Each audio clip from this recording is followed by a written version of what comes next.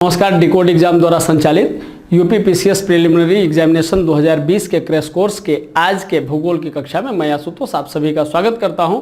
इससे पहले कि हम लोग आज की कक्षा शुरू करें, पहले ये जान लें कि आज की क्लास में हम लोग क्या क्या पढ़ेंगे और आज की कक्षा किस तरीके से संचालित होगी। तो आज की जो कक्षा हमारी है वो दो तरीके से संचालित होगी, जिसमें पहला पार्ट होगा हमारी चर्चा का, जिसमें हम मुख्य बिंदुओं पर चर्चा करेंगे, और दूसरा पार्ट हमारा होगा प्रश्नोत्तरी का, जो पूर्व में इस टॉपिक से जुड़े हुए प्रश्न पूछे गए थे उससे होगा। अब बात आती है कि चर्चा हम किन किन बिंदुओं पर करेंगे।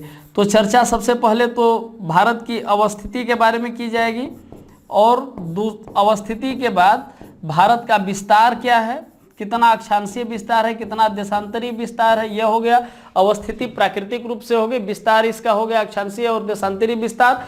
तीसरा चर्चा इसका हम लोग करेंगे अब राजनीतिक रूप से। तो राजनीतिक रूप से जब हम बात करेंगे तो इसके पड़ोसी देशों की बात करेंगे, और चौथी बात हम लोग जो करेंगे, चौथा पॉइंट जो हमारा होगा वो चौथा पॉइंट ये होगा कि इसकी भू संरचना कैसी है, भू संरचना के आधार पर इसको कितने भागों में बांटा गया है। और पांचवी बात जो हम लोग करेंगे, पांचवा पॉइंट जो हमारा होगा वो पांचवा पॉइंट ये होगा कि विभिन्न उच्चावच के आधार पर भारत को प्राकृतिक रूप से कितने भागों में बांटा गया है। भारत के भौतिक विभाजन की भी चर्चा हम लोग करेंगे। इन सारी बातों पर हम लोग आज बात करेंगे। इससे पहले मैं आपको ये बताना चाहता हूं कि आज जो परिस्थिति बनी है वैश्विक स्तर पर, उस परिस्थिति में लॉकडाउन की वजह से हमारे देश में भी बहुत सारे काम को पोस्टपोन कर दिया गया है, एग्जामिनेशन को पोस्टपोन कर दिया गया है। तो आपके पास सबसे सुनहरा अवसर है कि आप इस समय का सदुपयोग करें। और यह सदुपयोग कैसे करेंगे, तो डिकोड एग्जाम की टीम के द्वारा ऑनलाइन टेस्ट सीरीज जारी की गई है, और इस टेस्ट सीरीज में टोटल 25 टेस्ट हैं। और इसकी गुणवत्ता क्या है, गुणवत्ता को जांचने के लिए आप डाउनलोड कर सकते हैं फ्री डेमो पीडीएफ, जो कि आपको इस वीडियो के डिस्क्रिप्शन में मिल जाएगा। और उसके बाद आप संतुष्ट हो जाए, आप यह जांच देख लें, आप जांच लें, आप परख लें कि नहीं ये आपके लिए कितना सहयोगी है और इसकी गुणवत्ता क्या है। तब आप हमें ज्वाइन पीसीएस 2020 लिख करके इस नंबर पर व्हाट्सअप करें, या इस नंबर पर व्हाट्सअप करें, या दूसरा तरीका यह है कि आप डिकोड एग्जाम का एप्लीकेशन भी डाउनलोड कर सकते हैं। तो यहाँ हम लोग समझ लिए कि टोटल टेस्ट हमारा 25 टेस्ट है, एक बड़ा टेस्ट सीरीज है। आप इसको ज्वाइन करेंगे तो टोटल 25 टेस्ट मिलेंगे। लेकिन उसकी गुणवत्ता के लिए हमें क्या करना होगा कि इसका पीडीएफ डाउनलोड करना होगा, जो वीडियो के डिस्क्रिप्शन में है। और इसके बाद हमें करना यह है कि अपने समय का बेहतर उपयोग करते हुए, लाख गुना बेहतर है कि किसी अन्य कार्य को करें, उससे ज़्यादा अच्छा है कि हम टेस्ट सीरीज को ही करें। और इसके लिए ज्वाइन पीसीएस 2020 लिख करके 2020 लिख करके इस नंबर पर हमें मैसेज करना होगा। इन्हीं सब बातों के साथ आज के कक्षा की शुरुआत हम लोग करते हैं, और हमारा टॉपिक है अवस्थिति और विस्तार। तो अवस्थिति और विस्तार को हम लोग समझेंगे, जैसे कि यहाँ हम लोग उत्तर में, ये विषुववृत्त के उत्तर है उत्तरी गोलार्ध में, और ये पूर्वी गोलार्ध में। इस पर हम लोग चर्चा करेंगे कि ये इसका विस्तार है। लेकिन उससे पहले हम लोग ये जान लें कि भारत को उपमहाद्वीप की संज्ञा दी जाती है।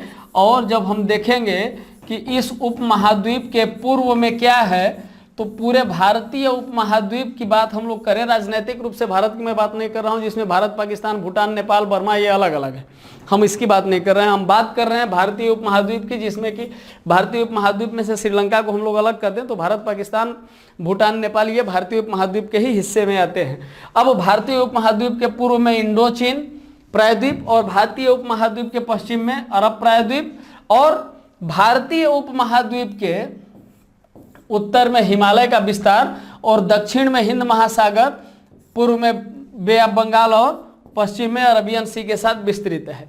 यह हो गया भारतीय उपमहाद्वीप का पार्ट। अब बात करेंगे हम लोग कि क्या आरंभिक स्वरूप इसी तरीके से था। तो आधुनिक विश्व का जो आरंभिक वर्तमान स्थिति है अभी जो विश्व की, ये अपने आरंभिक स्वरूप में कैसा था। जैसा कि 225 मिलियन ईयर्स एगो यह कहा गया, एक संकल्पना बताई गई, एक चीज कहा गया कि आरंभ में जो भी स्थल खंड थे वो आपस में एक साथ जुड़े हुए थे। उच्चावच को देखा जाए तो प्रथम उच्चावच तो महाद्वीप और महासागर ही है। पृथ्वी को यदि दो भागों में हम लोग बांटे तो एक तो स्थल खंड आता है, दूसरा जलमंडल आता है। तो स्थल खंड और जलमंडल की स्थिति क्या है कि आरंभ में संपूर्ण स्थल खंड एक साथ जुड़े हुए थे और ये जलमंडल एक साथ थे, यानी स्पष्ट विभाजन था कि ये स्थल खंड है और ये जलमंडल है। कितने साल पहले? 225 मिलियन ईयर्स एगो। तो इसको पैंजिया कहा गया, यानी कि स्थल खंड को पैंजिया कहा गया और जलमंडल को पैंथालासा कहा गया। कुछ और आगे हम लोग बढ़े, 150 मिलियन ईयर्स एगो। तो 150 मिलियन ईयर्स एगो में स्थिति क्या होती है कि इसका विखंडन होता है। किसका? पैंजिया का। जल का विखंडन कहां से होगा? स्थल खंड का विखंडन होता है और यह जब विभाजन होता है, विभंजन की प्रक्रिया होती है, तो कहा जाता है कि यह दो भागों में बटा और उत्तरी भाग को लारेंशिया और दक्षिणी भाग को गोंडवाना लैंड कहा गया। अब बात आती है कि उत्तरी भाग और दक्षिणी भाग क्या है। तो एक चीज हम लोग ये समझ लें कि उत्तरी भाग और दक्षिणी भाग को परिभाषित जब करने की बारी आती है तो यहां अक्षांश की बात आती है। और तो चूंकि यहां हम लोग थोड़ा सा डायरेक्शन के बारे में समझ लें, दिशाओं के बारे में। तो दिशाओं के बारे में हम लोग ये जानेंगे कि ये ऊपर का भाग नॉर्थ, नीचे साउथ, दाहिने ईस्ट और बाएं वेस्ट, ये डायरेक्शन है हमारी। अब बात आती है कि उत्तर और दक्षिण कैसे होगा। उत्तर दक्षिण तो तभी होगा जब इस पूरे अर्थ को, इस पूरे ग्लोब को दो भागों में डिवाइड किया जाएगा। तो दो भागों में जब डिवाइड करने की बारी आएगी तो हालांकि इस तरीके की कोई रेखा हमारी धरती पर नहीं है, यह काल्पनिक रेखा है। और इन काल्पनिक रेखाओं को क्या कहा गया? अक्षांश कहा गया। यानी कि ये जो 0 डिग्री है इक्वेटर। अब थोड़ा सा अक्षांश के बारे में आप समझ लीजिए। बड़ा सिंपल उदाहरण है, बहुत साधारण उदाहरण है नींबू का। नींबू को हम लोग काटते हैं। नींबू आपने देखा होगा, नींबू आप लेते हैं और नींबू को जब आप काटेंगे तो नींबू को कैसे काटते हैं? नींबू को सीधे सीधे इसी रूप में काटा जाता है। मान लीजिए कि ये अर्थ नहीं नींबू है, तो नींबू को हम जब भी काटेंगे तो ऐसे काटेंगे। और नींबू को जब आप बीचों बीच भाग से काट रहे हैं तो ये ऊपर वाला भाग उत्तरी गोलार्ध हो जाएगा और नीचे वाला भाग दक्षिणी गोलार्ध हो जाएगा। ठीक, तो ये लारेंसिया हो गया और ये गोंडवाना हो गया। अब ये जो बीचों बीच एक काल्पनिक रेखा मान ली गई, इसे अक्षांश कहा गया, यानी कि लैटिट्यूड। जो लेटा हुआ है वो लैटिट्यूड। और एक रेखा और है, वो कौन सी रेखा है? जो नॉर्थ पोल से साउथ पोल को मिलाती है। यानी कि अब इसी तरीके का एक फल और है, संतरा, जिसको कहते हैं विटामिन सी, उसमें भी पाया जाता है। जब हमें संतरा खाने की बारी आएगी तो हम इसे नॉर्थ पोल से साउथ पोल तक निकाल करके खाते हैं। यानी संतरा को हम इस तरीके से निकालेंगे और खाएंगे, ऑरेंज। ठीक, तो इसको जब हम नॉर्थ पोल से साउथ पोल निकाल करके हम खाते हैं तो वो सेमी सर्कल होता है, यानी कि वो देशांतर है, वो खड़ा है, वो देशांतर स्थिति उसकी ये है। नींबू को हम काटते हैं, वो अक्षांशीय स्थिति है। इसका मतलब ये है कि इस 0 डिग्री के ऊपर ये नॉर्थ हो गया और ये साउथ हो गया। तो यहां तक अभी तक हम लोगों ने ये जाना कि 225 मिलियन ईयर्स एगो संपूर्ण स्थलखंड एक साथ मिला हुआ था और संपूर्ण जलमंडल एक साथ मिला हुआ था। स्थलखंड को पैंजिया कहा जाता था और जलमंडल को पैंथालासा कहा गया। 150 मिलियन ईयर्स एगो पैंजिया में विभाजन होता है और इस विभाजन के परिणाम स्वरूप यह जो अक्षांशीय रेखा 0 डिग्री है, इसके उत्तर लारेंशिया हुआ और इसके दक्षिण जो स्थलखंड था उसे गोंडवाना लैंड कहा गया। और यहीं पर हमने ये जाना कि इस 0 डिग्री के पैरेलल जो लाइन खींची गई, जो समानांतर फुल्ली सर्कल काल्पनिक रेखाएं हैं, इसको हम लोग अक्षांश के रूप में जाने। और जो नॉर्थ पोल से साउथ पोल को मिलाने वाली रेखा है काल्पनिक रेखा, उसे हम लोग किस रूप में जानते? देशांतर के रूप में जाने। ठीक, अब यहां से थोड़ा सा और आगे बढ़ते हैं। 100 मिलियन ईयर्स एगो, तो 100 मिलियन ईयर्स एगो की जब हम लोग बात करेंगे तो यहाँ ये इक्वेटर अब स्पष्ट हो गया, इसके पैरेलल ये रेखाएं हो गई और इसके पैरेलल जो 23.5 डिग्री नॉर्थ और 23.5 डिग्री साउथ ये कहा गया, तो इसको कर्क रेखा कहा गया और इसको मकर रेखा कहा गया। अब चूंकि यहां दो भागों में ही लारेंशिया और गोंडवाना में ही पैंजिया का विभाजन था, लेकिन यहां स्थिति थोड़ी सी और बदलती है और यह स्थिति क्या होती है कि नॉर्थ अमेरिका, यूरोप और एशिया में लारेंशिया का विभाजन होता है और गोंडवाना का विभाजन होता है south America, Africa, India, Antarctica और ऑस्ट्रेलिया। यह इस तरीके से इसका विभाजन होता है।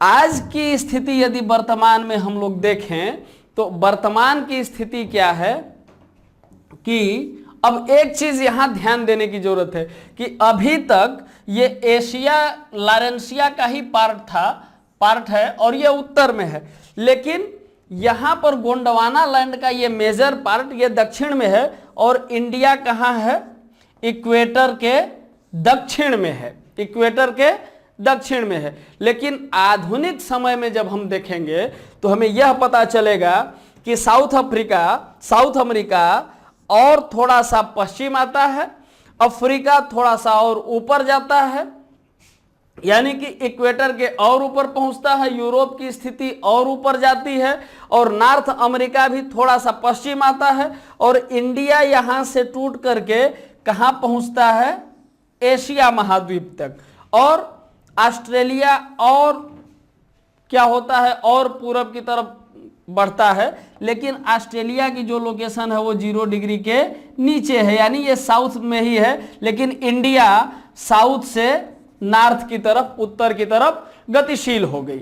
ठीक, तो इस आधार पर अब हम लोग थोड़ी सी व्याख्या देखेंगे कि अंतिम त्रियासिक युग में पंजिया का विखंडन और विस्थापन के परिणाम स्वरूप तथा अंतर्जात और बहिर्जात बल और विवर्तनिक हलचलों के कारण आधुनिक भू आकृति का निर्माण हुआ, यह हम लोगों ने जाना। कार्बोनिफेरस युग में पृथ्वी के सभी स्थलखंड आपस में जुड़े हुए थे, यानी कि जब पंजिया की परिकल्पना हम लोग जब जानते हैं तो वो युग कौन था, कार्बोनिफेरस युग था और पंजिया के चारों ओर एक बृहद महासागर का विस्तार था जिसे पैंथालासा कहा गया। आगे हम लोग बढ़ेंगे।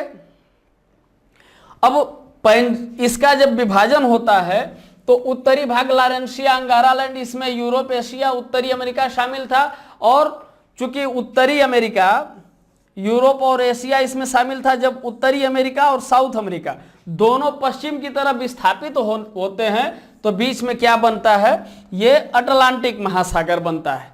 क्या बना, ये बीच में अटलांटिक महासागर बना और दक्षिणी भाग जो ये गोंडवाना लैंड का भाग था, इसमें कौन कौन सी चीजें थी, तो south America, Africa, India, Australia और एंटार्कटिका। अब बात आती है कि प्रायद्वीपीय भारत, मेडागास्कर तथा ऑस्ट्रेलिया का निर्माण किससे हुआ, गोंडवाना लैंड से। पंजिया का अवशिष्ट भाग जो है वो एंटार्कटिका के रूप में है और पैंथालासा का जो अवशिष्ट भाग है वो किस रूप में है, वो प्रशांत महासागर के रूप में हमें देखने को मिलता है। तो यहां तक तो हम लोग समझ गए। अब यहां से जो भारत की स्थिति है वो एशिया महादेश में आकर के ये टकराती है और भारत एशिया महाद्वीप का हिस्सा होता है, जो हम लोगों ने पूर्व में चर्चा किया था। थोड़ा सा और आगे हम लोग बढ़ेंगे, अब भारत के बारे में जान लिया जाए। तो भारत के बारे में अब हम लोग जानेंगे तो महाद्वीपीय विस्थापन सिद्धांत के अनुसार भारत गोंडवाना लैंड का भाग है, जो पहले हम लोगों ने चर्चा किया, और लगभग 200 मिलियन वर्ष पूर्व भारतीय प्लेट गोंडवाना भूमि से अलग हुई। गोंडवाना भूमि से ये अलग होती है 200 मिलियन वर्ष पहले, और अलग होने के बाद क्या होता है कि यह उत्तर दिशा की तरफ विस्थापित होती है, यानी कि इक्वेटर के दक्षिण भारत की स्थिति थी। भारत की स्थिति कहाँ थी, इक्वेटर के दक्षिण थी। ये इक्वेटर, ये साउथ, ये नॉर्थ, और यहां से गोंडवाना लैंड से ये अब उत्तर की तरफ विस्थापित होती है, दक्षिण से उत्तर की तरफ। उत्तर की तरफ जाने का अर्थ यह हुआ कि ये अब इक्वेटर के दक्षिण है तो इक्वेटर की तरफ बढ़ेगी और फिर ये इक्वेटर को पार करके यह भूभाग आगे बढ़ेगा। आगे हम लोग बढ़ते हैं, और इस विस्थापन के फलस्वरूप भारतीय प्लेट अपने से बड़ी यूरेशियन प्लेट से टकराई। एक बात यहां आती है कि यहां पर यह यूरेशियन प्लेट और यह क्या है, इंडियन प्लेट, इन दोनों के बीच में जो ये भूसन्नति, ये महासागर की जो स्थिति बन रही है, ये एक सागर ये भी तो है तमाम, तो इस सागर को क्या कहा गया, टेथिस सागर कहा गया। और ये जैसे जैसे आगे बढ़ता गया यह भूभाग और इसके समीप आता गया, परिणाम क्या हुआ कि टेथिस सागर के अवसादी चट्टान बलित होकर के क्या हो गए, हिमालय तथा पश्चिम एशिया की पर्वतीय श्रृंखला के रूप में विकसित हो गए। यह इसका परिणाम रहा। तो यहां तक हम लोगों ने यह जाना कि अब गोंडवाना लैंड से भारत अलग होता है और यूरेशियन प्लेट से आकर के टकराता है और अब यह एशिया का हिस्सा हो गया।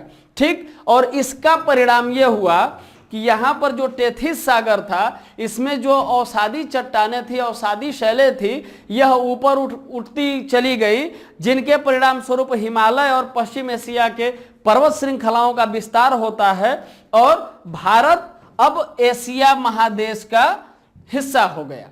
यहां तक हम लोग समझ लिए। तो भारतीय उपमहाद्वीप की संरचना के आधार पर हम लोग देखेंगे, अभी यहां हम लोग केवल यह जान लें कि भूवैज्ञानिक संरचना या शैल समूहों के आधार पर, चूंकि यह गोंडवाना लैंड का पार्ट था, आगे जब यह पहुंचता है तो एक टक्कर होती है और इस टक्कर के परिणाम स्वरूप हिमालय का निर्माण होता है। तो बीच में जो खाई पैदा होती है, उस खाई को नदियों के निक्षेपों के द्वारा भरा जाता है। तो इसका मतलब यह है कि कई स्तर की शैल समूहों के विषय में हमें जानना होगा। तो यहां पर शैल समूह और संरचना की दृष्टि से हम देखेंगे कि प्रायद्वीपीय भारत, उत्तर की विशाल पर्वतमाला और उत्तर का मैदान, ये 3 स्तरों में इसे बांटा गया। खैर, इसके विषय में हम लोग आगे चर्चा करेंगे। अभी हम लोग यहां का निष्कर्ष देखते हुए चले कि गोंडवाना लैंड से अलग होना और एशिया महादेश से में आकर के भारत के मिलने के बाद वर्तमान में भारत की स्थिति क्या है। जैसा कि हम लोगों ने देखा था कि यह इक्वेटर के दक्षिण में था जब यह गोंडवाना लैंड का भाग हुआ करता था। तो वर्तमान में इसकी स्थिति यह है, हम लोगों ने पहले ही चर्चा किया था कि धरती पर काल्पनिक रूप से कुछ रेखाएं हैं। एक रेखा उत्तर से दक्षिण, जैसे हम लोग संतरा खाते हैं, इसको देशांतर कहा गया। और एक रेखा जैसे नींबू को काटते हैं, हम लोग नींबू को काटते हैं मध्य से, तो वो अक्षांश कहा गया। यानी कि अक्ष की तरफ जाने वाली रेखा अक्षांश हो गई, ध्रुवों की तरफ जाने वाली रेखा अक्षांश हो गई और ध्रुवों को आपस में मिलाने वाली रेखा को हम देशांतर के रूप में जानते हैं। अक्षांश हमें बताता है कि हम अक्ष की तरफ कितने दूर हैं या इक्वेटर से कितने दूर हैं, और देशांतर हमें यह बताता है कि हम 2 देशों के बीच में अंतर बताता है। और यह देशांतर यह बताता है कि यहां से हम ईस्ट जाएंगे या वेस्ट जाएंगे। और यह रेखा कहां से मानी गई, जैसे इक्वेटर को मान लिया गया कि यह 2 भागों में बांटती है, तो ये प्राइम टाइम मेरिडियन से दाहिने तरफ ईस्ट और प्राइम टाइम मेरिडियन से बाएं तरफ वेस्ट माना गया। तो अक्षांश और देशांतर हम लोग समझ लिए। अब अक्षांश देशांतर हम लोग समझ लिए तो हम लोग इसके बारे में चर्चा कर लें कि भारत एशिया महादेश का हिस्सा है। यहां तक तो हम लोग निश्चिंत हैं। तो अब एशिया महादेश को हम लोग इसमें देखेंगे कि एशिया महादेश इस ग्लोब पर कहां है। तो जैसे ही एशिया महादेश को इस ग्लोब पर हम देखते हैं तो परिभाषा के अनुसार या पिछली व्याख्या के अनुसार भारत उत्तर की तरफ गतिशील हुआ गोंडवाना लैंड से अलग होकर के, यानी कि 0 डिग्री के उत्तर स्थित एशिया महादेश के साथ भारत आकर के जुड़ता है। यानी कि यह निश्चित रूप से उत्तरी गोलार्ध में है, उत्तरी अक्षांश में। अक्षांश की यदि हम बात करें तो भारत कहां जाएगा, इक्वेटर के उत्तर जाएगा, यानी कि उत्तरी गोलार्ध में। ठीक, एशिया महादेश का ये पार्ट है। तो एशिया महादेश को अब हम लोग यहाँ देशांतर के हिसाब से देखेंगे तो यह देशांतर से पूर्व आता है, यानी कि भारत हम कह सकते हैं कि उत्तर पूर्वी गोलार्ध में एशिया महादेश का दक्षिणी विस्तार है।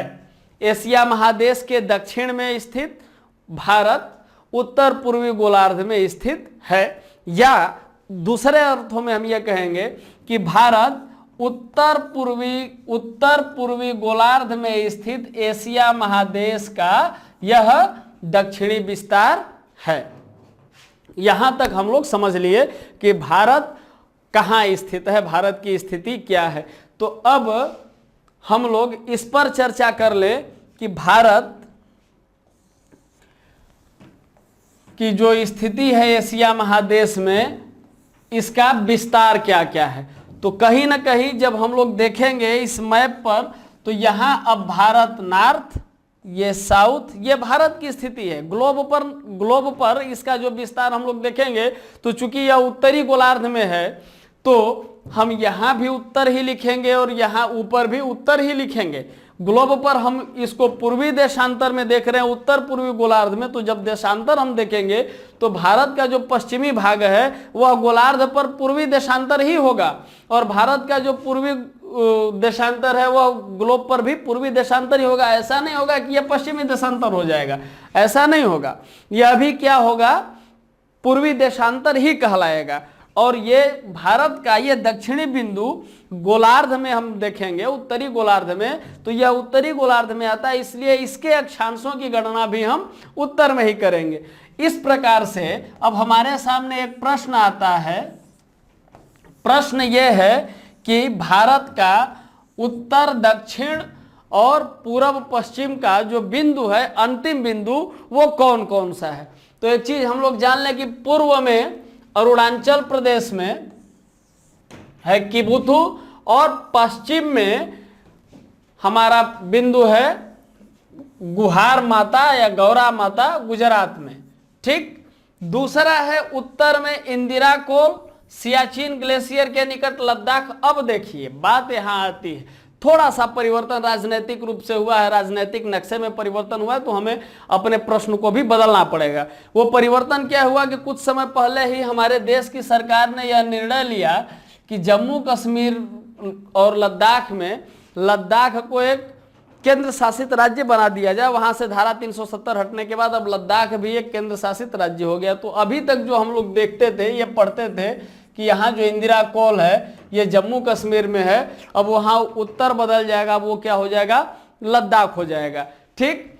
तो उत्तर में इंदिरा कोल लद्दाख में हो गया, और दक्षिण में यहाँ भूमि की हम बात करेंगे, भूमि की स्थिति की हम बात करेंगे, तो यह कन्याकुमारी हो जाएगी। लेकिन भारत का जो विस्तार है वो द्वीपों तक है, तो इसके दक्षिणतम बिंदु की हम जब बात करेंगे तो दक्षिणतम बिंदु हमारा कितना हो जाएगा, 8.4, यानी ग्रेट निकोबार में इंदिरा पॉइंट हो जाएगा। तो यहां कंफ्यूज नहीं होना है, उत्तरी बिंदु हमारा इंदिरा कोल है और दक्षिणतम बिंदु जो है वो क्या है, इंदिरा पॉइंट। यहां तक अब हम लोग जब समझ रहे हैं कि पश्चिम, उत्तर, पूर्व और दक्षिण, ये जब हम लोग समझ रहे हैं, तो हम ये चाहेंगे कि अब थोड़ा सा इसके अक्षांशीय और देशांतरीय विस्तार की बात कर लें। चूंकि उत्तर दक्षिण पूर्व पश्चिम दोनों की बात हो गई है, अब हम लोग थोड़ा सा इस तरीके से चर्चा करना चाहेंगे कि अब ये इक्वेटर हो गया 0 डिग्री, 0 डिग्री से भारत की जो ये लोकेशन है, यह दक्षिणतम बिंदु, ये जब भी होगा तो इधर हम बढ़ेंगे तो अक्षांशों में होगी। तो अक्षांशों में भारत की स्थिति क्या है, तो भारत का जो विस्तार है अक्षांशों में, यहाँ यदि द्वीपों सहित हम जोड़ते हैं तो 6.4 डिग्री, 6 डिग्री 4 मिनट अक्षांश, उत्तरी अक्षांश, ये द्वीपों सहित आता है। द्वीपों की और मुख्य भूमि की जब हम बात करते हैं यहाँ पर, तो ये 8 डिग्री 4 मिनट हमारा ये मुख्य भूमि है। ये भारत का दक्षिणी भाग भूमध्य रेखा से, विषुवत से 0 डिग्री से, इक्वेटर से कितना दूर है, 8.4 डिग्री उत्तर में। ये भारत का दक्षिणी भूमि का भाग है, भूभाग, ठीक। ऐसे ही भारत की स्थिति को हम लोग यहाँ इसके उत्तरी पार्ट को जब देखेंगे तो उत्तरी पार्ट भी अक्षांश में ही होगा। तो ये उत्तरी पार्ट इक्वेटर से कितना दूर है, तो ये इक्वेटर से दूर है 37 डिग्री 6 मिनट, यानी कि 37 डिग्री 6 मिनट ये भारत का उत्तरतम बिंदु इक्वेटर से 37 डिग्री 6 मिनट दूर है। इसका मतलब ये है कि यहाँ का जब हम पूरा अक्षांशीय विस्तार निकालेंगे तो हमारा अक्षांशीय विस्तार क्या आएगा, यदि द्वीपों सहित हम जोड़ दें तो 37 डिग्री 6 मिनट से 6 डिग्री 4 मिनट हम निकाल देंगे। लगभग 30-31 डिग्री हमारा अक्षांशीय विस्तार आ रहा है। यहां तक हम लोग समझ रहे हैं। अब थोड़ा सा देशांतरीय विस्तार की हम लोग बात कर लें। तो जैसा कि हम लोगों ने बात किया था तो अक्षांश की स्थिति तो स्पष्ट हो गई। अब जब देशांतर की हम लोग बात करेंगे तो देशांतर क्या है, मान लीजिए यह प्राइम टाइम मेरिडियन है और प्राइम टाइम मेरिडियन से भारत का जो ये वाला हिस्सा है, ये वाला हिस्सा और इस तरीके से मान लीजिए भारत का विस्तार है। तो यहां इस 0 डिग्री प्राइम टाइम मेरिडियन से भारत कितनी दूरी पर है, भारत का यह वाला जो भाग है यह कितने पॉइंट पर आता है, कितने डिग्री पर, 68 डिग्री 7 मिनट आता है। 68 डिग्री 7 मिनट ईस्ट भारत का पश्चिमी बिंदु, 68 डिग्री 7 मिनट ईस्ट। कहां से ईस्ट, तो इस प्राइम टाइम मेरिडियन से ईस्ट में पड़ता है। और ये जो स्थिति है भारत की, यह कहां तक आती है, तो 97 डिग्री 25 ईस्ट, यानी कि पूर्वी देशांतर से 68.7 डिग्री पूर्व में पड़ने वाला प्राइम टाइम मेरिडियन से भारत का जो पश्चिमी बिंदु है, और भारत का पूर्वी बिंदु जब हम देखते हैं तो कितना पड़ता है, 97.25 डिग्री पूर्व में, यानी कि इसका देशांतरीय विस्तार भी लगभग 29 डिग्री का आता है, देशांतरीय विस्तार भी। अब एक बात यहां हम लोग समझ लें, यहां तक हम लोग अक्षांशीय विस्तार और देशांतरीय विस्तार हम लोग समझ रहे हैं कि भारत का अक्षांशीय विस्तार कितना है और देशांतरीय विस्तार कितना है। तो एक चीज हम समझ लें कि एक देशांतर बराबर 4 मिनट बताया गया है। यहीं पर थोड़ा सा हम उसके समय की भी चर्चा करना चाहेंगे ताकि ये याद रहे, आगे हम लोग चर्चा करेंगे। तो 1 मिनट बराबर, एक देशांतर बराबर 4 मिनट हम लोग देखते हैं, 1 डिग्री बराबर 4 मिनट। तो अब चूंकि 29 देशांतर का लगभग अंतर है, तो भारत का जो टाइमिंग होगा ये 2 घंटे का अंतर पड़ेगा। यानी कि जब यहां सूर्योदय हमारा होगा तो यहाँ का जो किसान है यहाँ गुजरात में, ये अभी सोया रहेगा, यहाँ 2 घंटे के बाद होगा। तो इतना जब विभेद है समय में, अंतर में, सूर्य की किरणों के आभासी स्थानांतरण में या पृथ्वी के घूमने की गति में, और इतना अंतर है, तो यह अंतर क्या करेगा, समयांतराल पैदा करेगा। और जब समयांतराल पैदा करेगा तो एक टाइम तो निश्चित होगा नहीं। तो इसके लिए क्या किया गया कि इसके लिए एक तरकीब निकाली गई और दोनों का मध्याह्न निकाला गया, और इस मध्याह्न के परिणाम स्वरूप एक रेखा हमें मिली 82.5 डिग्री। इन दोनों का मध्याह्न है, मध्यांक 82.5 डिग्री, और 82.5 डिग्री को प्रामाणिक टाइम लाइन माना गया हमारे देश का, भारत का। अब यहां से हम लोग 2-3 चीजों को सीखे। पहली चीज तो यह कि उत्तरी बिंदु इंदिरा कोल और दक्षिणी बिंदु कन्याकुमारी और दक्षिणतम बिंदु इंदिरा पॉइंट, अक्षांशीय विस्तार कितना है और देशांतरीय विस्तार कितना है। देशांतरीय विस्तार के परिणाम स्वरूप हमने देखा कि 82.5 डिग्री लाइन हमें मिली। एक लाइन की और चर्चा करना चाहेंगे जो सबसे ज्यादा इंपॉर्टेंट है, जो जैसे कि यहां पर ये जो पैरेलल लाइन चल रही है, इक्वेटर के पैरेलल लाइन चल रही है, तो ऐसे ही हम लोगों ने पूर्व में चर्चा किया था 23.5 डिग्री की। तो यह 23.5 डिग्री यानी कर्क रेखा भारत को लगभग 2 भागों में विभाजित करती है। 2 प्रश्न यहां से बनते हैं। यहां ये टोटल फैक्चुअल क्लासेज है, टोटल इसमें फैक्ट ही हैं। तो यहां से 2 प्रश्न अभी हम लोगों के छूते हैं। वो ये है कि यह कितने राज्यों से, यानी कि भारत की जो समय रेखा है प्रमाणिक मानक रेखा है जो भारत की, वो कितने राज्यों से गुजरती है, और यह कर्क रेखा भारत के कितने राज्यों से गुजरती है। ठीक, तो यहां हम लोग चर्चा करना चाहेंगे कि यह जो प्रमाणिक रेखा है,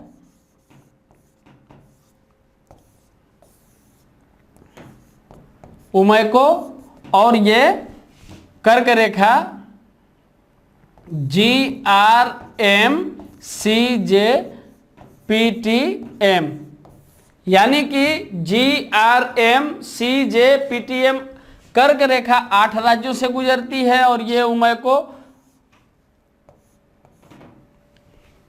5 राज्यों से हमारी मानक रेखा गुजरती है। तो यहां तक हम लोगों ने अभी तक जो पढ़ा वो ये कि भारत के मुख्य भूमि का अक्षांशीय विस्तार 8 डिग्री 4 मिनट उत्तर से 37 डिग्री 6 मिनट उत्तरी अक्षांश, यदि द्वीपों को जोड़ दे तो 6 डिग्री 4 मिनट उत्तर से 37 डिग्री 6 मिनट उत्तरी अक्षांश, तथा देशांतर की हम लोग बात कर लें तो 68 डिग्री 7 मिनट पूर्व से 97.25 डिग्री पूर्वी देशांतर तक है। और चूंकि भारत की लंबाई उत्तर से दक्षिण की हम लोग जब बात करेंगे, यानी इंदिरा कोल से कन्याकुमारी जब हम चलते हैं तो 3214 किलोमीटर का सफर तय करेंगे, और गुहार माता से किबुथु यानी पूर्व से पश्चिम से पूर्व या पूर्व से पश्चिम जब हम चलेंगे तो यह दूरी हमारी कितनी हो जाएगी, 2933 किलोमीटर। अब बात आती है कि तब भारत का कुल क्षेत्रफल कितना है, तो हम जानते हैं कि भारत का क्षेत्रफल 32,87,263 वर्ग किलोमीटर है। अब जब इतना विस्तारित है तो भारत को संपूर्ण विश्व के स्तर पर हम लोग देख लें तो भारत विश्व के संपूर्ण भूभाग के 2.4% भूभाग पर विस्तृत है या विस्तारित है, तथा यह विश्व का 7वां सबसे बड़ा देश है। यहां तक हम लोग समझ लिए। आगे हम लोग ये देखेंगे कि भारत में संपूर्ण विश्व की जनसंख्या का 17.5% जनसंख्या निवास करती है, और 2011 की जनगणना की हम लोग बात करें तो भारत में 6,40,932 गांव है 2011 की जनगणना के अनुसार। यहां तक समझने के बाद अब हम लोगों ने कर्क रेखा और मानक समय रेखा पर थोड़ी सी चर्चा की थी, इसको हम लोग देख लें। तो कर्क रेखा भारत के 8 राज्यों से GRM-CJ-PTM हम लोगों ने बात किया था। GRM-CJ-PTM क्या होता है, गुजरात, राजस्थान, मध्य प्रदेश, छत्तीसगढ़, झारखंड, पश्चिम बंगाल, त्रिपुरा और मिजोरम को स्पर्श करती है या यहां से गुजरती है, और गुजरते हुए क्या काम करती है, जैसा हम लोगों ने बात किया था कि भारत को 2 भागों में विभाजित करती है। मानक समय रेखा 82.5 डिग्री की बात हम लोग किए थे। तो मानक समय रेखा भारत के 4 राज्यों उमैको का मतलब क्या हुआ, उत्तर प्रदेश, मध्य प्रदेश, छत्तीसगढ़, उड़ीसा और आंध्र प्रदेश को स्पर्श करती है, और यह रेखा प्रयागराज के निकट नैनी से गुजरती है। प्रयागराज यानी उत्तर प्रदेश से यह गुजरती है, प्रयागराज के नैनी से गुजरती है। अब बात करते हैं सीमा रेखा की। तो शुरुआत में ही हम लोगों ने बात किया था स्थलीय सीमा और जलीय सीमा की। तो पहले हम लोग स्थलीय सीमा की बात करेंगे और पड़ोसी देशों की बात करेंगे, या अभी संपूर्णता में हम लोग सीमा रेखा की बात कर लेते हैं। ठीक, तो संपूर्णता की बात क्या है कि भारत की कुल सीमा रेखा 22,716.6 किलोमीटर है, जिसके अंतर्गत स्थलीय सीमा की जो भूमिका है, स्थलीय सीमा का जो सहयोग है या जो योगदान है, तो स्थलीय सीमा की लंबाई 15,200 किलोमीटर है। और तटीय रेखा की हम लोग बात करेंगे। देखिए, भारत के पास स्थल भी है, तट भी है और द्वीपों का भी तट है। तो यहां अभी केवल तटीय रेखा की हम लोग बात करेंगे तो 6,100, और तटीय रेखा जब द्वीपों सहित हम जोड़ते हैं तो यह तटीय रेखा कितनी आ जाती है, 7,516.6 किलोमीटर। जैसे ही इस तट में द्वीपों को हम जोड़ेंगे 7,516.6 किलोमीटर आएगा। और स्थलीय सीमा कितना होगा, स्थलीय सीमा तो स्थिर है 15,200 किलोमीटर, लेकिन तटीय रेखा, यहां दोनों फैक्ट आपको निकाल दिए गए हैं कि यदि द्वीपों को आप निकाल देंगे तो तटीय रेखा 6,100 किलोमीटर रहेगी, और द्वीपों को इसमें जोड़ दिया जाएगा तो तटीय रेखा हमारी कितनी हो जाएगी, 7,516.6 किलोमीटर। तो यहां तक हम लोग अब जान लिए। अब जब सीमा रेखा की बात आ गई तो हम लोग आगे बढ़ेंगे और सीमा रेखा के साथ ही हम पड़ोसी देशों की भी चर्चा करेंगे। जैसा कि हम लोग शुरुआत में ही देखे थे कि यहां से हमने कहा भी था कि राजनीतिक फैसलों ने हमारे देश में एक सकारात्मक बदलाव लाया, और वह सकारात्मक बदलाव क्या था कि अब हमारे देश का विस्तार यहां तक हो गया है। तो जैसे ही यहां तक तो देश का विस्तार था ही, विवादित भी था, और धारा 370 के रूप में प्रत्येक भारतवासी की यह मंशा भी थी कि ये आधिकारिक रूप से इस पर हमारे भारतीय संविधान का शासन हो और हमारा भारतीय संविधान यहाँ लागू हो। तो उसी के अंतर्गत यह परिवर्तन हुआ, और इस मंशा के अंतर्गत अब जैसे ही यह परिवर्तन हुआ तो अब प्रश्न भी बदल जाएंगे और प्रश्नों के उत्तर भी बदल जाएंगे। तो मुझे लगता है कि अब हम लोगों को इस पर चर्चा कर लेनी चाहिए। अब यह हो गई भारत की स्थिति। तो भारत की स्थिति, पहले स्थल मार्ग को हम लोग देखेंगे। स्थलीय रूप में पश्चिम से चलें तो मोहनजोदड़ो और कालीबंगन का हमारा जो अपना सभ्यता की पहचान जहां से मिलती है वो अलग होकर के पाकिस्तान के रूप में जो देश बना वो हमारे पश्चिम में है। अफगानिस्तान यहाँ हमसे मिलता है, और उत्तर में चीन की हम लोग बात करें, नेपाल की बात करेंगे, भूटान की बात करेंगे, यहाँ पूर्व में हम लोग बर्मा की बात करेंगे, और यहाँ बांग्लादेश की बात करेंगे। ये हो गई स्थलीय सीमा। थोड़ा सा जलीय सीमा की हम लोग बात करेंगे तो जलीय सीमा में यहाँ हिंद महासागर से लगा हुआ श्रीलंका, मालदीव, और इधर हमारा इंडोनेशिया, सुदूर, ये हमारे दूर के पड़ोसी हैं। ठीक, तो अब थोड़ा सा यहां हम लोग बात करेंगे भारत के पड़ोसी देश की, कि कौन सा देश कितनी लंबी सीमा रेखा है, और भारत के कौन कौन से राज्य उस सीमावर्ती राज्य हैं, उस सीमा पर, उस सीमा रेखा पर कौन कौन से राज्य हैं। तो सबसे पहले हम लोग इसको किस क्रम में देखेंगे, तो इसको हम लोग अवरोही क्रम में देखेंगे। सबसे पहले हम लोग उस देश को रखेंगे जिसकी सीमा रेखा भारत के साथ सबसे लंबी है। कॉलम बना हुआ है। कॉलम यह है कि यहाँ क्रम संख्या, देश, लंबाई, सीमा रेखा और संबद्ध राज्य या केंद्र शासित प्रदेश। तो सबसे लंबी सीमा रेखा हमारे देश के साथ बांग्लादेश की है। लंबाई कितनी है सीमा रेखा की? 4096 किलोमीटर। और कौन कौन से सीमावर्ती राज्य हैं भारत के? तो 5 राज्य हैं, जिसमें पश्चिम बंगाल, मेघालय, मिजोरम, त्रिपुरा और असम। बांग्लादेश को हम लोग यहाँ देख रहे हैं, इसकी लोकेशन हमारे पूर्व में है, और यहाँ हम देखेंगे ये पश्चिम बंगाल, मेघालय, यहाँ पर आ जा रहा है मिजोरम और त्रिपुरा, और ये असम यहाँ से जुड़ा हुआ है, ये असम का पार्ट है। यानी पश्चिम बंगाल, फिर यहाँ से असम, ये मेघालय, ठीक, इसी तरह से त्रिपुरा और मिजोरम। ये 5 राज्य हमारे सीमावर्ती बांग्लादेश के हो गए। चीन के साथ हमारी सीमा रेखा की लंबाई कितनी है? 3488 किलोमीटर। सीमा रेखा का नाम क्या है? मैकमोहन रेखा। राज्य कौन कौन से जुड़े हैं? तो 5 राज्य यहाँ भी हैं। कौन कौन से? तो चीन के साथ ये लद्दाख, हिमाचल प्रदेश, उत्तराखंड, और उसके बाद यहाँ हम देखेंगे सिक्किम, और ये अरुणाचल प्रदेश। यानी कि 5 राज्य, 1, 2, 3, 4 और ये 5। कौन कौन से राज्य हुए? ये लद्दाख का एरिया, पहले जिसे हम लोग जम्मू कश्मीर के नाम से जानते थे, उसको हम लोग लद्दाख के रूप में जान रहे हैं। तो लद्दाख, हिमाचल प्रदेश, उत्तराखंड, सिक्किम और अरुणाचल प्रदेश। ठीक, आगे हम लोग बढ़ते हैं। पाकिस्तान के साथ हमारी जो सीमा रेखा है वो क्या है? 3323 किलोमीटर लंबी हमारी सीमा रेखा है। सीमा रेखा का नाम क्या है? रेड क्लिफ रेखा। हम इसकी अमूर्तता में नहीं जाएंगे, एलओसी और एलएसी पर हम कोई चर्चा नहीं करेंगे, फैक्ट की हम लोग बात करेंगे। और यहाँ पर राज्य कौन कौन से हैं? तो देखिए यहाँ पर राज्य देखेंगे इस मैप में, तो नीचे से हम लोग देखेंगे गुजरात, राजस्थान, पंजाब, जम्मू कश्मीर और ये लद्दाख। यानी कि 5 राज्य यहाँ भी हैं। आप लोग इसको करेक्ट कर लेंगे, पहले 4 राज्य को ही हम लोग लिखते थे, अब इसको हम लोग 5 राज्य के रूप में लिखेंगे, 5 राज्य के रूप में समझेंगे, क्योंकि अब स्थिति मैप पर हमारे यही है।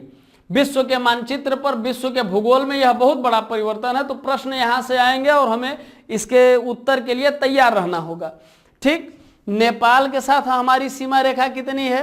1751 किलोमीटर की सीमा रेखा नेपाल हमारा उत्तर में पड़ोसी देश 1751 किलोमीटर की सीमा रेखा है। और 5 राज्य कौन कौन से हैं? तो उत्तर प्रदेश, बिहार, पश्चिम बंगाल, सिक्किम और ये उत्तराखंड। इसको फिर से हम लोग देखेंगे, उत्तराखंड, उत्तर प्रदेश, बिहार, पश्चिम बंगाल और सिक्किम, ये 5 राज्य सीमावर्ती राज्य हैं नेपाल की सीमा रेखा पर, नेपाल बॉर्डर पे। अब म्यांमार के बारे में हम लोग बात करेंगे। म्यांमार के साथ 1643 किलोमीटर की लंबी सीमा रेखा है। और राज्य कौन कौन से हैं? 4 राज्य हैं। 4 राज्य ऊपर से हम लोग देखेंगे तो ये अरुणाचल प्रदेश, नागालैंड, मणिपुर और ये मिजोरम, ये म्यांमार के साथ हमारे 4 राज्य सीमा बनाते हैं, सीमा अपनी निर्धारित करते हैं। इसके बाद भूटान 699 किलोमीटर की सीमा रेखा, भूटान की स्थिति को हम लोग देखेंगे। ये भूटान है और इसके साथ कौन कौन से सीमावर्ती राज्य हैं हमारे देश के, इसको देख लिया जाए तो यहाँ हम देखते हैं सिक्किम, पश्चिम बंगाल और फिर इधर से अरुणाचल प्रदेश और ये असम। यानी कि सिक्किम, पश्चिम बंगाल, असम और अरुणाचल प्रदेश ये भूटान के साथ सीमा रेखा बनाते हैं। अफगानिस्तान के साथ सबसे छोटी सीमा रेखा है 106 किलोमीटर की, डुरंड रेखा कहा जाता है। और यह रेखा आकर के मिलती है लद्दाख, पीओके में एक राज्य के साथ लद्दाख, पाक अधिकृत कश्मीर उसको हम लोग बोलेंगे, लद्दाख के रूप में हम उसको समझेंगे। ठीक, तो यहां तक तो हमारी हो गई स्थलीय सीमा विस्तार की। अब थोड़ा सा श्रीलंका, मालदीव और इंडोनेशिया की हम लोग बात करेंगे। यहां पर चूंकि भारत का एक बहुत बड़ा विस्तार क्या है, जलीय विस्तार भी है, तटीय क्षेत्र भी है। तो ऐसा तो नहीं है ना कि केवल स्थलीय देश है ये हमारे पड़ोसी होंगे, कुछ जलीय देश भी हमारे पड़ोसी होंगे जिनके साथ की स्थल संबद्धता नहीं है। तो श्रीलंका, मालदीव और इंडोनेशिया के बारे में हम लोग जानेंगे। यहाँ एक चीज और हम कहना चाहेंगे, जो भारतीय उपमहाद्वीप की हम लोग बात कर रहे थे, उस भारतीय उपमहाद्वीप में श्रीलंका को शामिल नहीं किया जाता है। बाकी पाकिस्तान और राजनीतिक रूप से भारत अलग है, भारत, पाकिस्तान, नेपाल, भूटान, बर्मा, ये राजनीतिक रूप से अलग है। लेकिन जब भारतीय उपमहाद्वीप की हम बात करते हैं और राजनीतिक नक्शे की बात ना की जाए, भारतीय उपमहाद्वीप की हम लोग बात करते हैं, तो ये सारे देश उसमें शामिल होते हैं, जिसमें कि श्रीलंका को अलग रखा जाता है। ठीक, तो यहाँ मालदीव, श्रीलंका और इंडोनेशिया की चर्चा हम लोग करेंगे। जैसे कि ग्रेट चैनल इंदिरा पॉइंट और इंडोनेशिया को जोड़ता है या अलग करता है, ग्रेट चैनल। ठीक है, इंदिरा पॉइंट कहाँ है? ग्रेट निकोबार में है। और उसके बाद ग्रेट चैनल और फिर इंडोनेशिया। 10 डिग्री चैनल कहाँ स्थित है? लघु अंडमान और कार निकोबार में। 9 डिग्री चैनल मिनिकॉय और लक्षद्वीप को अलग करता है। और 8 डिग्री चैनल क्या करता है? मालदीव और मिनिकॉय को अलग करता है। मालदीव और मिनिकॉय, मिनिकॉय यानी कि भारतीय प्रदेश और मालदीव मतलब हमारा पड़ोसी। तो मिनिकॉय और मालदीव 8 डिग्री चैनल से अलग होते हैं। मन्नार की खाड़ी भारत और श्रीलंका के बीच में। पाक की खाड़ी, पाक स्ट्रेट, अब चूंकि यहाँ पाक की खाड़ी है तो यहाँ ये पाकिस्तान का इससे कोई लेना देना नहीं है। यहाँ मद्रास प्रेसिडेंसी के तत्कालीन गवर्नर जो रॉबर्ट पाक थे, उन 1755 से 1763 के बीच में, उन्हीं के नाम पर इसका नाम पाक स्ट्रीट रखा गया। तो यहाँ तक अवस्थिति और विस्तार हम लोगों ने विस्तार से समझ लिया है। अब थोड़ी सी चर्चा हम लोग हिंद महासागर में भारत की उपस्थिति के बारे में करेंगे। जैसे यहां तो सीमाओं का निर्धारण हो गया है 2 देशों के बीच में कि आपका ये है, आपका ये है, आपका ये है। लेकिन बात यह आती है कि भारत, अब जैसे यहां भी जल है, इधर भी जल है और इधर भी जल है, लेकिन आपने कहीं देखा है कि ये सीमा रेखा एकदम, ये जो स्थल और जल जहां आपस में एक दूसरे से मिलते हैं वो एकदम बराबर हो? ऐसा तो नहीं है। वो क्या होता है, वो इस तरीके से, ऐसे इस तरीके से कटा फटा होता है, यानी कहीं भूभाग अंदर दबा होगा तो कहीं भूभाग बाहर की तरफ निकला होगा, यह होता है। तो यहां से एक आधार रेखा बनाई मान ली जाती है, और इस आधार रेखा के और इस भूभाग के अंदर जो जल ग्रहण क्षेत्र है इसको आंतरिक जल कहा जाता है। आधार रेखा के बाद विच्छिन्न मंडल या संलग्न मंडल इसको बोला जाता है, ठीक। और इसके बाद जो है, आधार रेखा के बाद ये आर्थिक क्षेत्र इसको घोषित किया जाता है। तो ये आंतरिक जल, क्षेत्रीय सागर और आर्थिक क्षेत्र। तो हिंद महासागर में भारत का जो आर्थिक क्षेत्र है वह आधार रेखा से 200 मील दूर तक है। हालांकि अभी हिंद महासागर की स्थिति के बारे में हम लोग नहीं चर्चा कर रहे हैं, लेकिन ये आर्थिक, अनन्य आर्थिक क्षेत्र के बारे में हम लोग ये जान लें कि अपने तट से या आधार रेखा से 200 मील दूर तक का जो क्षेत्र है वो भारत का आर्थिक अनन्य क्षेत्र है। और इस क्षेत्र में भारत नया द्वीप बनाए, वैज्ञानिक अनुसंधान करे या यहाँ पाए जाने वाले प्राकृतिक संसाधनों का दोहन करे, इस पर भारत का अधिकार है। और क्षेत्रीय सागर की जब हम लोग बात करते हैं, इसकी जो आधार रेखा से 24 किलोमीटर दूर तक होती है, तो यहाँ जो ये संलग्न क्षेत्र है, इस संलग्न क्षेत्र में भारत वसूली करने या साफ सफाई करने या अपने किसी भी कार्य के लिए भारत स्वतंत्र रहता है।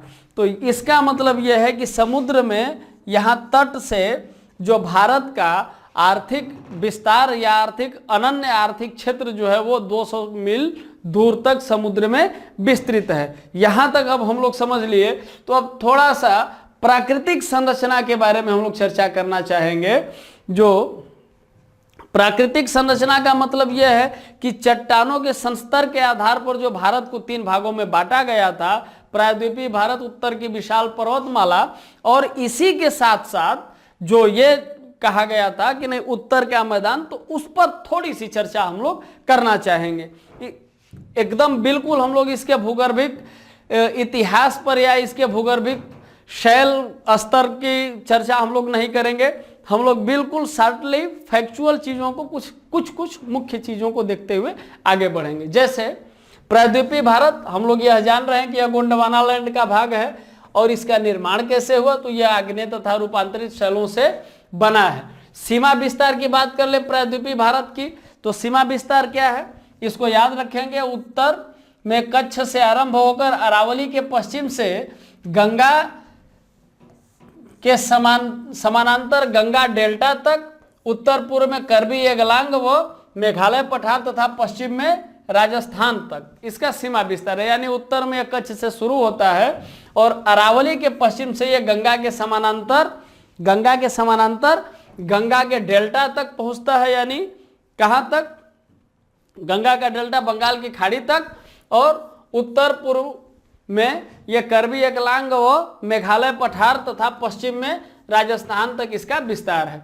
प्रायद्वीपीय भूभाग मुख्यतः नीस नाइस ग्रेनाइट से बना हुआ है, ये इसको जोड़ रहा है। क्योंकि गोंडवाना लैंड का ये पार्ट है, तो गोंडवाना लैंड का जो भी चट्टान हमें पाई जाती है या जो भी भूभाग हमें मिलता है वो नीस नाइस व ग्रेनाइट से ही बनी होती है। पश्चिम बंगाल में मालदा भ्रंश उत्तर पूर्व के मेघालय पठार को छोटा नागपुर से अलग करता है। छोटा नागपुर से मेघालय पठार थोड़ा सा ज्यादा पूरब हो जाता है, तो उत्तर पूर्व के मेघालय पठार को छोटा नागपुर के पठार से क्या अलग करता है, मालदा गैप, मालदा भ्रंश से इसको अलग करता है। ये हम लोग समझ लिए संरचनात्मक विभाजन। अब थोड़ा सा उत्तर की विशाल पर्वतमाला के बारे में हम लोग चर्चा कर लें। जो वो टक्कर हुई थी, जो एक्सीडेंट हुआ था, उसका जो परिणाम था। तो टेथिस सागर के अवसादी चट्टानों के बलित होकर ऊपर उठने का परिणाम क्या है, उत्तर की विशाल पर्वतमाला। अब जैसे ही हम लोग यहाँ पर बात करते हैं कि इस यूरेशियन प्लेट से टकराने के बाद यह जो विशाल पर्वतमाला का निर्माण होता है और इस निर्माण की गोद में इस तरीके से भारत की जो स्थिति है, तो ये कहा गया है, कुछ ये कहा जाता है कि अभी भी यह हिमालय नवीन पर्वत है और अभी भी यह ऊपर उठ रहा है। इसको प्रमाणित कैसे किया जाता है, तो यह कहा गया कि भारत की यह जो प्लेट है वो 2 से 5 सेंटीमीटर प्रतिवर्ष उत्तर की तरफ खिसक रही है। और यह दूसरा कथन हुआ। अब दूसरा कथन को प्रमाणित करने की बारी आई तो यह कहा गया कि बेसिकली हिंद महासागर का विस्तार हो रहा है। तो हिंद महासागर का विस्तार कैसे होगा, तो कन्याकुमारी और एंटार्कटिका के बीच की दूरी बढ़ रही है। तो एंटार्कटिका और हिंद महासागर के कन्याकुमारी के बीच की दूरी जब बढ़ेगी तो हिंद महासागर का विस्तार होगा ही। इसका मतलब यह हुआ कि यह जो प्लेट है, यह प्लेट उत्तर की तरफ बढ़ रही है, खिसक रही है, और इसके परिणाम स्वरूप यह हिमालय का विस्तार यानी हिमालय और भी ऊपर उठ रहा है। तो इसके आधार पर हम लोग इसको देखते हैं तो यह बात हमें पता चलती है कि टेथिस सागर के अवसादी चट्टानों के बलित होकर ऊपर उठने का परिणाम उत्तर की विशाल पर्वतमाला है। सेनोजोइक महाकल्प के इओसिन व ओलिगोसिन कल्प में बृहद हिमालय का निर्माण हुआ। हिमालय का निर्माण जो कई चरणों में हुआ उसको हम लोग देखेंगे। मायोसिन कल्प में लघु हिमालय और शिवालिक श्रेणी का निर्माण प्लायोसिन कल्प में हुआ। प्लेट विवर्तनिकी सिद्धांत हेरी हेस व कोबर का भूसन्नति सिद्धांत इसकी सर्वश्रेष्ठ व्याख्या करते हैं। किसकी? इस उत्तर के विशाल पर्वतमाला के निर्माण की। आगे हम लोग बढ़ेंगे। उत्तर का विशाल मैदान, तो उत्तर का विशाल मैदान क्या है कि यह एक नवीनतम भूखंड है और इसका निर्माण कैसे होता है, तो निर्माण कल्प जो है क्वाटरनी या नियोजोइक महाकल्प के प्लिस्टोसिन एवं होलोसिन कल्प में इसका निर्माण हुआ था और टेथिस सागर के हिमालय के रूप में ऊपर उठने तथा प्रायद्वीपीय पठार के उत्तरी किनारे का, प्रायद्वीपीय पठार के यहाँ टेथिस सागर के ऊपर उठने से यह हिमालय का निर्माण हुआ। और ये जो उत्तरी किनारा है, इस उत्तरी किनारे के नीचे धंस जाने के परिणाम स्वरूप यहाँ जो एक द्रोणी का निर्माण होता है, एक द्रोणी जो बनती है, इसके परिणाम स्वरूप हिमालय की जो नदियां हैं वो नदियां अपने साथ निक्षेपों को लाती हैं और इन निक्षेपों और अवसादों के द्वारा इसे पाटती हैं और आज भी इसको पाट रही हैं। परिणाम क्या हुआ कि यह हिमालय और प्रायद्वीपीय पठार के बीच का, प्रायद्वीपीय भारत के बीच का यह भाग उत्तर के मैदान के रूप में विकसित हुआ। अतः हम कह सकते हैं कि जलोढ़ निक्षेपों से उत्तर का मैदान विकसित हुआ।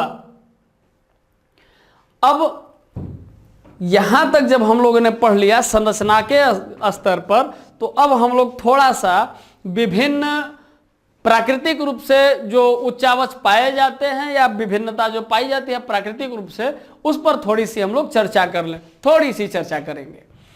तो भारत की भूगर्भिक संरचना में विविधता के परिणाम स्वरूप देश के धरातलीय और भौतिक लक्षणों में विविधता पाई जाती है।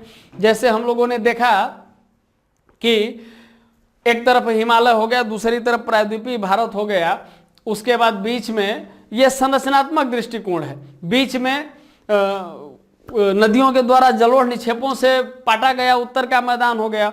इसके बाद चूंकि समुद्र का भी विस्तार है, तो समुद्र का जो विस्तार है वहां की जलवायु बिल्कुल अलग होगी। ठीक, द्वीप भी पाए जाते हैं, तो ये द्वीपों की अलग इनकी प्राकृतिक संरचना होगी, प्राकृतिक विविधता अलग होगी। और भारत में एक विशिष्ट जगह पे मरुस्थल भी पाया जाता है, यानी कि प्राकृतिक रूप से कई विभिन्नताएं पाई जाती हैं। तो उन विभिन्नताओं को क्रमबद्ध रूप से यहां हम लोग देखेंगे।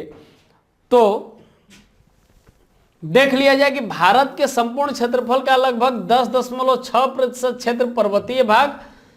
पर्वतीय भाग का अर्थ क्या हुआ कि 2134 मीटर या इससे ऊंचे जो भाग हैं उन्हें पर्वतीय भाग कहेंगे, यानी 2134 या 2345, मतलब 2100 मीटर से ऊंचे जो भी भाग है उन्हें पर्वतीय भाग कहेंगे, और इनकी हिस्सेदारी कितना है 10.6%। 18.5% क्षेत्र पहाड़ियां हैं। पहाड़ियों का अर्थ क्या हुआ कि 2135 मीटर हाईएस्ट ऊंचाई है, यानी कि 305 मीटर से लेकर के 2135 मीटर तक जो ऊंचा भूभाग है उसे हम लोग पहाड़ियों के रूप में जानेंगे। 27.7% पठार, यानी कि 305 मीटर से लेकर के 914 मीटर ऊंचाई वाले क्षेत्रों को हम लोग पठार के रूप में जानेंगे। और इनका वितरण क्या है, इनकी हिस्सेदारी हमारे देश में कितनी है, 27.7% है।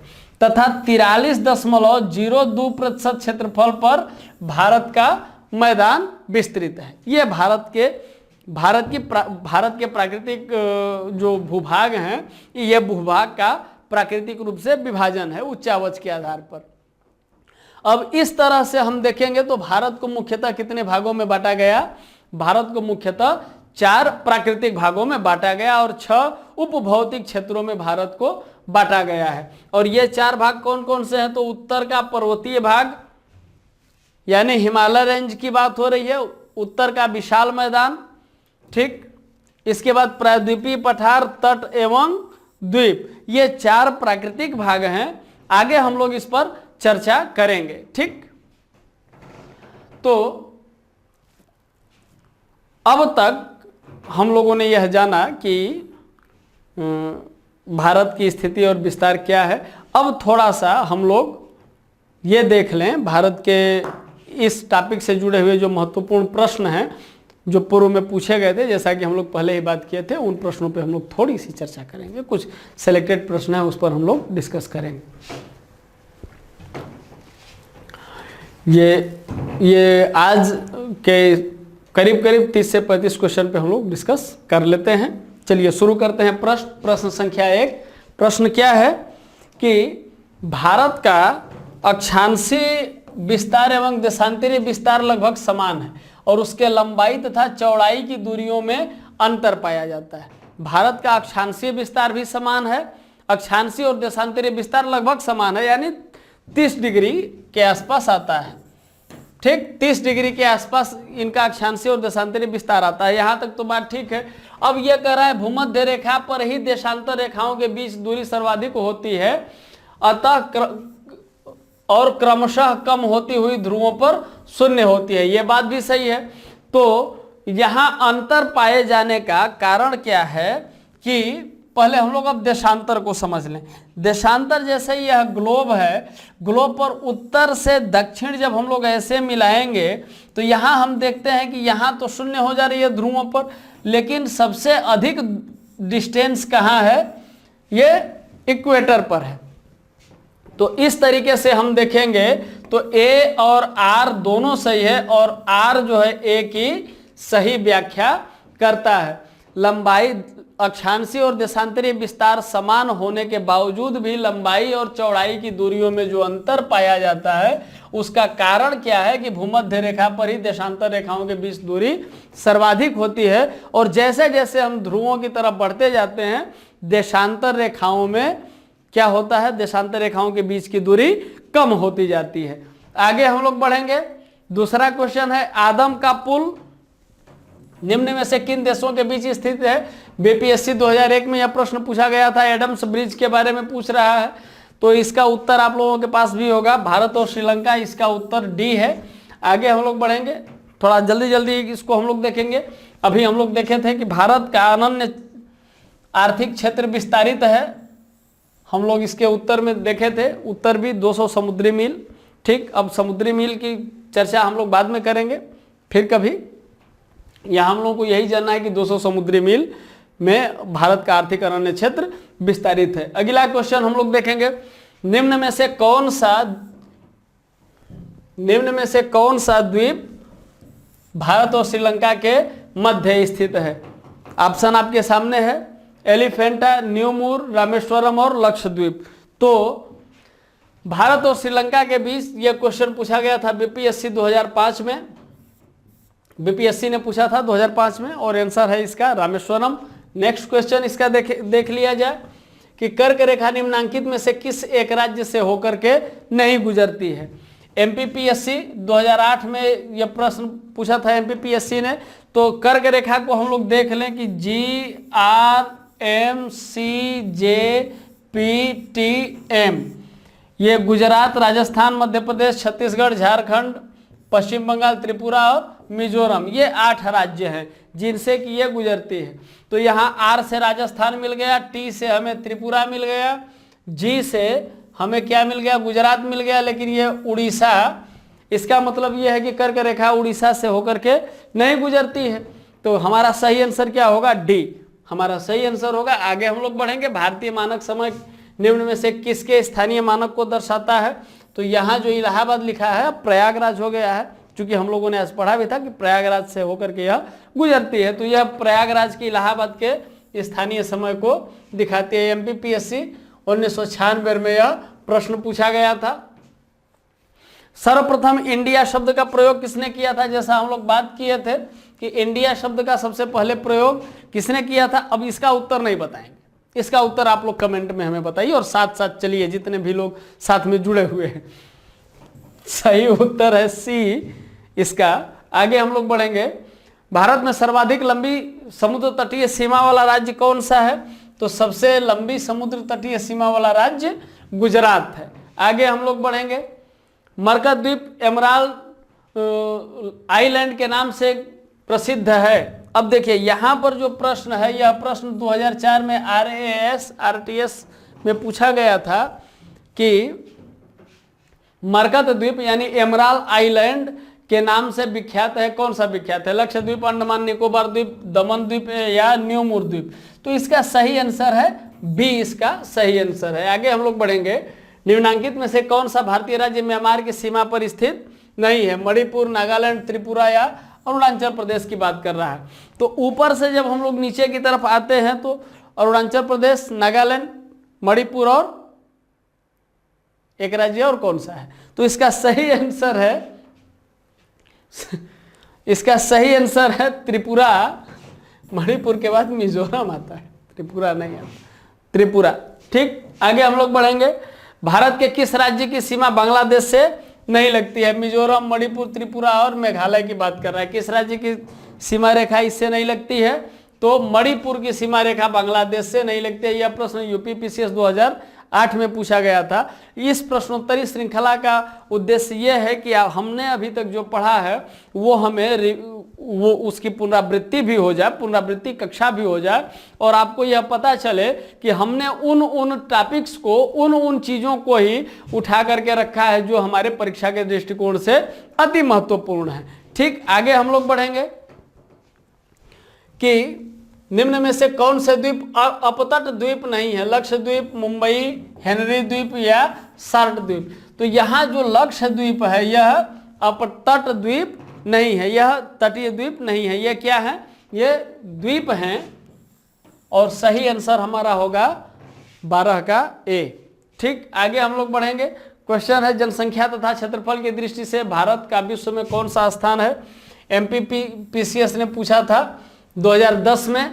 तो जैसा कि जनसंख्या के दृष्टिकोण से हम देखते हैं तो भारत का दूसरा है। ठीक, और क्षेत्रफल की दृष्टि से हम लोगों ने बात किया था कि भारत 7वां सबसे बड़ा देश है। आगे हम लोग बढ़ेंगे कि हिंद महासागर के तट पर स्थित देशों में सर्वाधिक तट लंबाई वाला देश कौन सा है?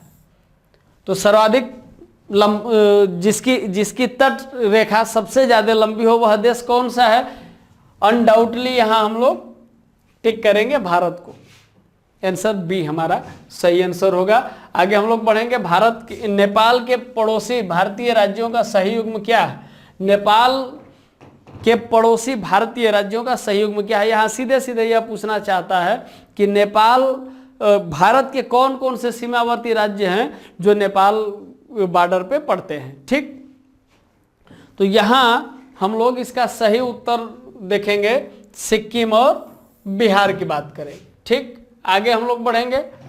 मैकमोहन रेखा निम्न में से किन 2 देशों को अलग करती है? ऑप्शन है भारत म्यांमार, भारत पाकिस्तान, भारत अफगानिस्तान और भारत चीन। मैकमोहन रेखा किन दो देशों को अलग करती है? यहाँ सीधे सीधे हमारा ये बिल्कुल इजी क्वेश्चन है आगे, और इसका आंसर भी बड़ा सामान्य सा क्वेश्चन है, बहुत कठिन नहीं है। आगे हम लोग बढ़ेंगे। लक्षद्वीप समूह स्थित है। यूपीपीएससी 1994 में यह प्रश्न पूछा गया था। अरब सागर में, खंभात खाड़ी में, मन्नार खाड़ी में, बंगाल की खाड़ी में। तो इसका आंसर मुझे लगता है कि सबको पता है और बड़ा आसान सा आंसर है कि यह अरब सागर में स्थित है। आगे हम लोग बढ़ेंगे। भारतीय भूमि का उत्तरतम भाग है, जैसा हम लोग पहले बात किए थे कि इसका उत्तरतम भाग है इंदिरा कौल। IS 1997 में यह प्रश्न पूछा गया था। और अब इंदिरा कौल की लोकेशन क्या है? वह लद्दाख में हो गई है। क्या है? अब इंदिरा कौल जम्मू कश्मीर में ना होकर के इंदिरा कौल की जो लोकेशन है वह लद्दाख में है। ठीक, आगे हम लोग बढ़ेंगे।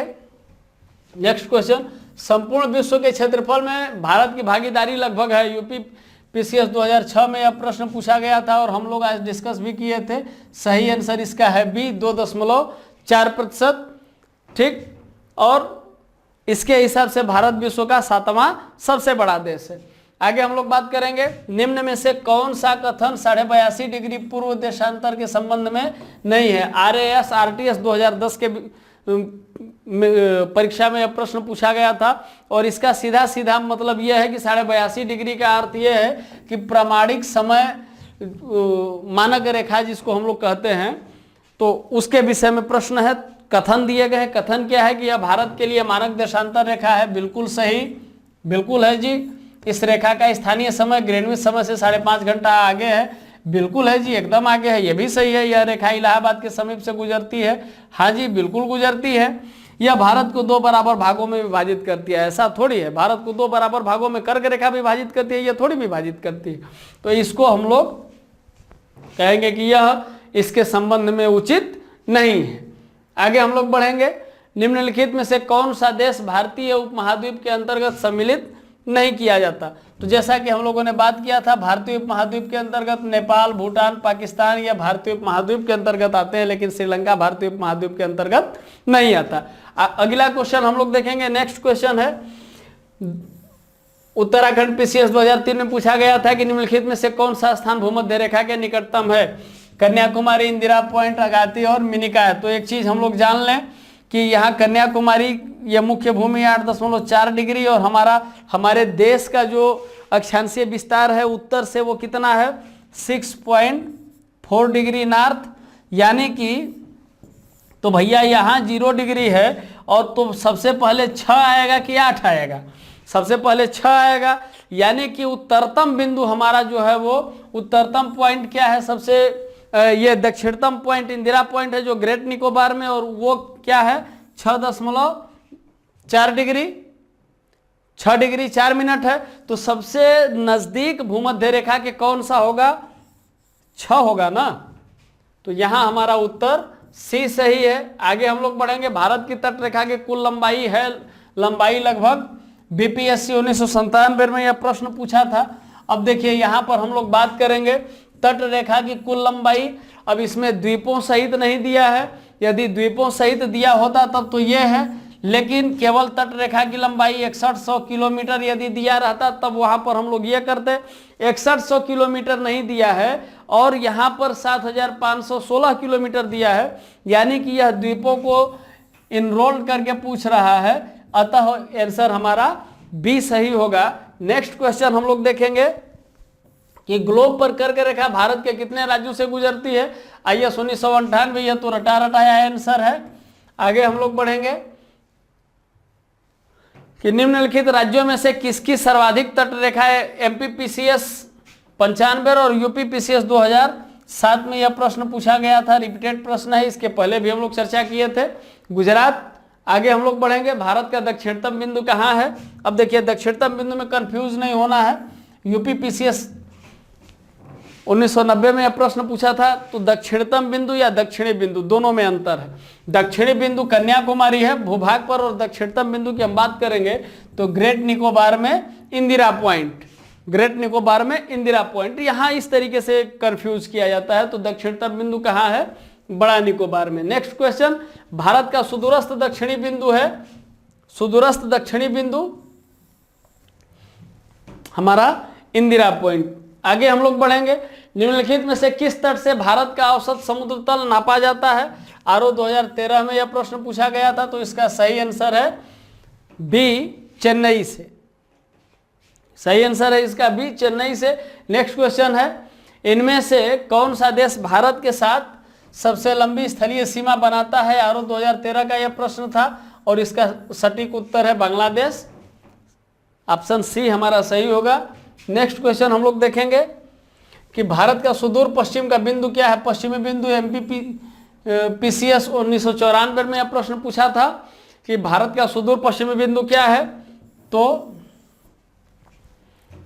68 डिग्री 7 मिनट पूर्व गुजरात में। नाम क्या है?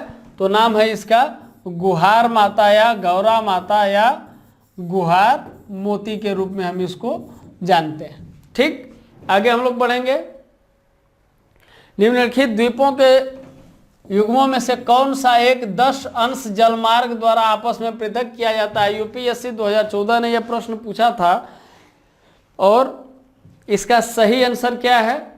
तो इसका सही आंसर है अंडमान और निकोबार।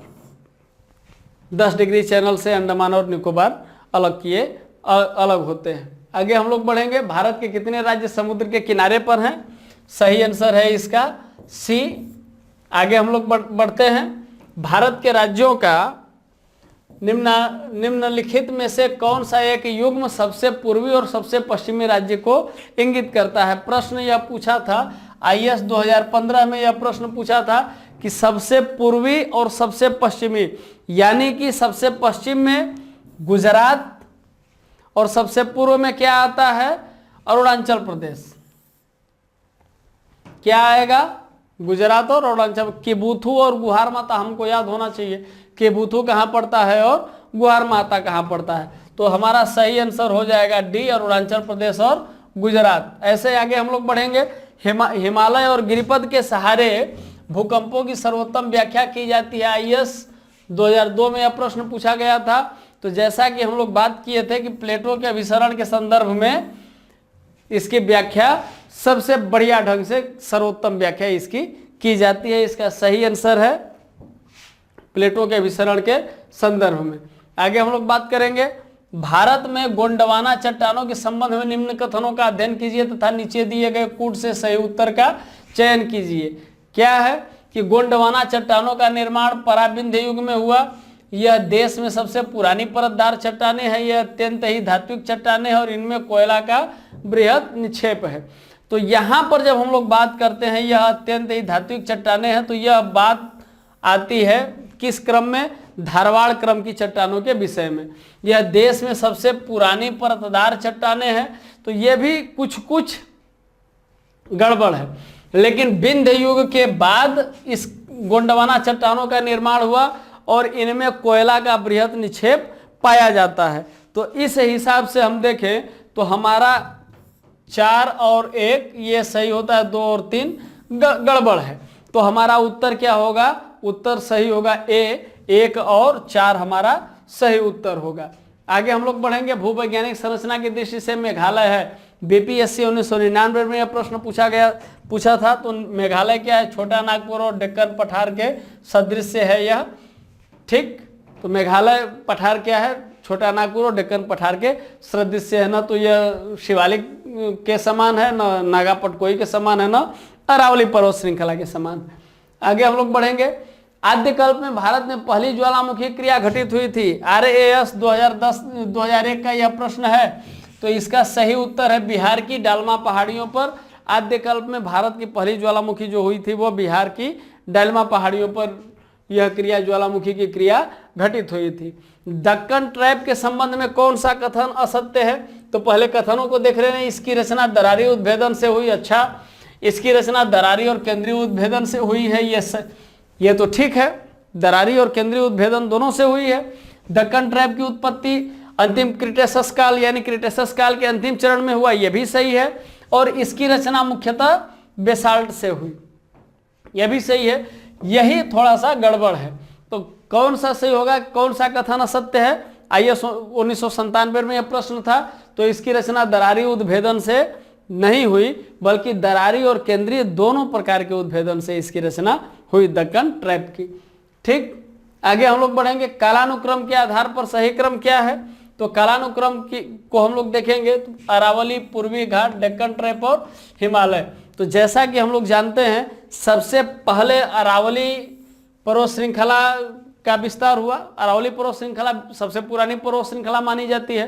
तो यहाँ जब हम लोग ऑप्शन को गौर से देखेंगे तो हमें यह पता चल जाएगा कि एग्जामिनर जो प्रश्न पूछने वाला है उसका इंटरेस्ट इसमें नहीं था कि आप डेक्कन ट्रैप के बारे में जानते हैं कि नहीं, आप पूर्वी घाट के बारे में जानते हैं कि नहीं, आप हिमालय के बारे में जानते हैं कि नहीं। ये मैं ऐसा इसलिए कर रहा हूँ क्योंकि ऑप्शन बता रहा है। ऑप्शन में ये देखिए कि वो ये जानना चाहता है कि अरावली पर्वत श्रृंखला के बारे में आप जानते हैं कि नहीं, क्योंकि अरावली पर्वत श्रृंखला यदि विश्व की सबसे प्राचीन श्रृंखला है तो ऑप्शन में सबसे पहले आपको एक मिलेगा कहीं भी। तो यहाँ जब हम लोग एक को देखते हैं तो एक केवल एक जगह मिल रहा है, बाकी कहीं भी ऑप्शन में एक पहले नहीं है। तो जब एक पहले नहीं है तो यहाँ यह सिद्ध होता है ना कि यह अरावली के विषय में ही हमसे सूचना चाहता है कि यह हम जानकारी है कि नहीं। तो यहाँ पर अरावली सबसे पहले, उसके बाद पूर्वी घाट, डेक्कन ट्रैप और फिर हिमालय। इस तरह से सही कालक्रम है और इनका विकास हुआ। आगे और अंतिम क्वेश्चन हम लोग देखेंगे कि निम्नलिखित में से कौन सी चट्टान प्रणाली भारत में नवीनतम है। यूपीपीसीएस 2016 में यह प्रश्न पूछा गया था। तो यहाँ पर हम लोग जानते हैं कि सबसे पहले धारवाड़, फिर कुड़प्पा, दूसरा तीसरे पर ये विंध्य और विंध्य के बाद गोंडवाना। तो यहाँ जब हम देखेंगे कि कौन सी चट्टान प्रणाली भारत में नवीनतम है तो इसका सही आंसर हो जाएगा गोंडवाना।